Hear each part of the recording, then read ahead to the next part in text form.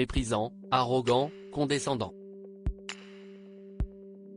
Après son interview diffusée sur France 2 ce mercredi 22 mars, Emmanuel Macron cesse de nouveau attirer les foudres de la classe politique et syndicaliste.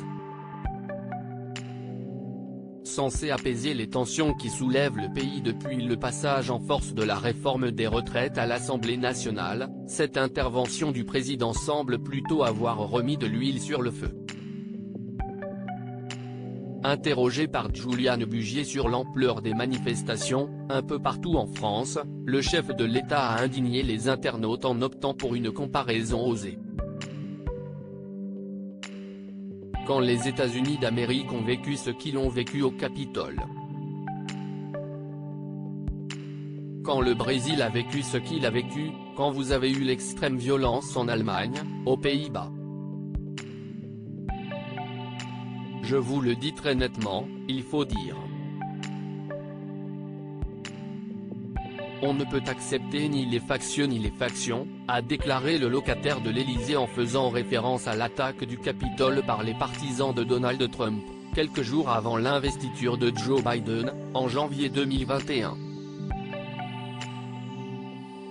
Supérieur à Emmanuel Macron, retour sur les hommes qui ont marqué sa vie à naissance. Contraint d'expliquer les propos d'Emmanuel Macron sur Twitter, beaucoup ont exprimé leur colère face à cette comparaison insultante.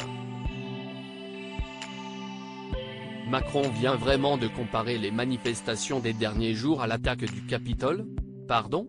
S'insurge ainsi le journaliste Olivier Tesquet, en charge de la cellule d'enquête de Télérama.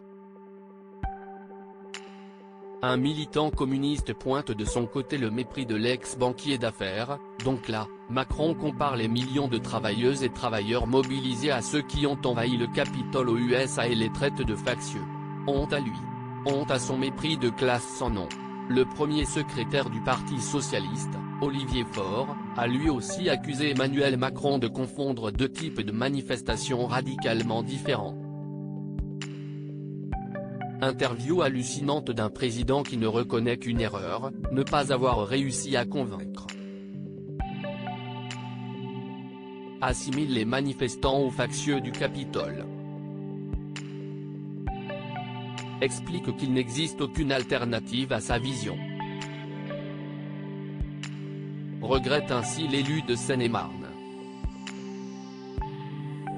Face aux multiples réactions publiées sur les réseaux sociaux à propos de cette phrase du chef de l'État, le compte officiel de Renaissance a tenu à clarifier le sens de cette comparaison dans un tweet. Emmanuel Macron n'a jamais comparé les manifestants aux assaillants du Capitole. Il condamne en revanche ceux qui, par la violence, menacent la République et ses représentants. Oui au respect de nos institutions. Non à l'insurrection, a-t-il été explicité.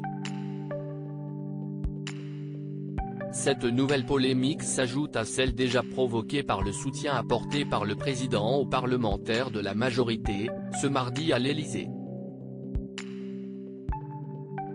Selon un participant de la réunion citée par l'AFP, Emmanuel Macron a rassuré ses troupes en affirmant que la foule qui manifeste contre la réforme des retraites n'avait pas de légitimité face au peuple qui s'exprime souverain à travers ses élus.